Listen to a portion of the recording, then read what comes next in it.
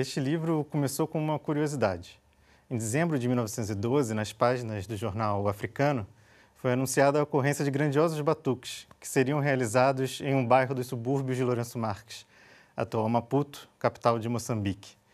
Poucas linhas do texto diziam alguma coisa sobre essas práticas, né? Elas informavam muita pouca coisa.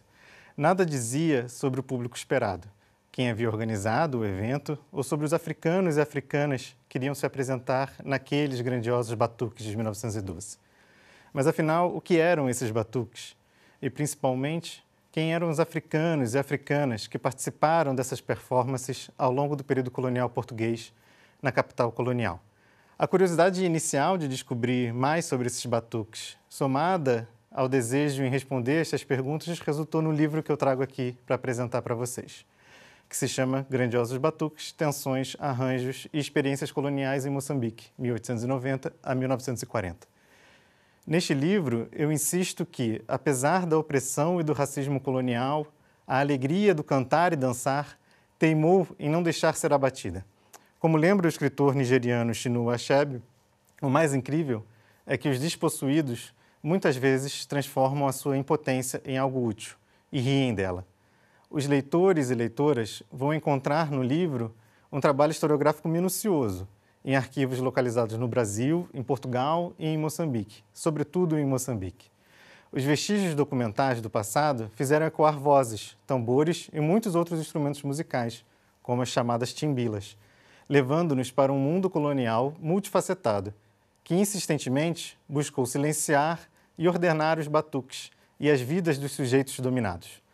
O sofrimento causado pelos mecanismos coloniais de exploração da mão de obra africana são parte fundamental dessa história. No entanto, os trabalhadores não só trabalham, e a resistência tem muitas faces. A opressão colonial portuguesa em Moçambique, com as formas de trabalho compulsória e a segregação racial, aspecto intrínseco da colonização, não foram capazes de aprisionar os muitos sentidos do cantar e do dançar. Os grandiosos batuques foram escutados pelos ouvidos dos civilizados, como algazarras e desordens que deveriam ser reprimidas, ou práticas folclóricas que deveriam ser sistematizadas e apropriadas. Porém, os batuques dos tambores acabaram por subverter as lógicas coloniais. Desafiaram a opressão, cantaram façanhas de vitórias sobre o colonizador, elencaram heróis, aproveitaram a presença de olhos e ouvidos brancos para fazerem demandas e criticarem os abusos da dominação. Efetivamente, as vidas dos africanos e africanas que permeiam as páginas dos livros não são de sujeitos autênticos isolados do meio rural, nem de pessoas que se aproximavam do desejo colonial de assimilação.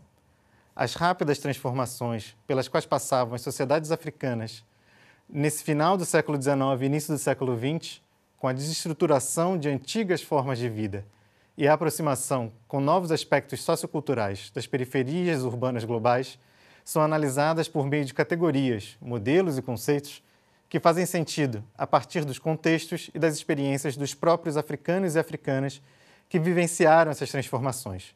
O intuito no livro foi o de compreender esses sujeitos como sujeitos ativos da história e não como objetos dominados por um sistema. O colonialismo precisou lidar com as experiências e ações dos africanos e africanas que manifestaram suas criatividades e inventaram suas resistências por meio de alegria dos gingados, cantares e requebrados de seus batuques. Dedicarmos atenção, em nossas análises, àqueles que usaram da música e da dança como resistência à opressão colonial é também combater a opressão dos autoritarismos contemporâneos que insistem em silenciar e entristecer o nosso mundo atual.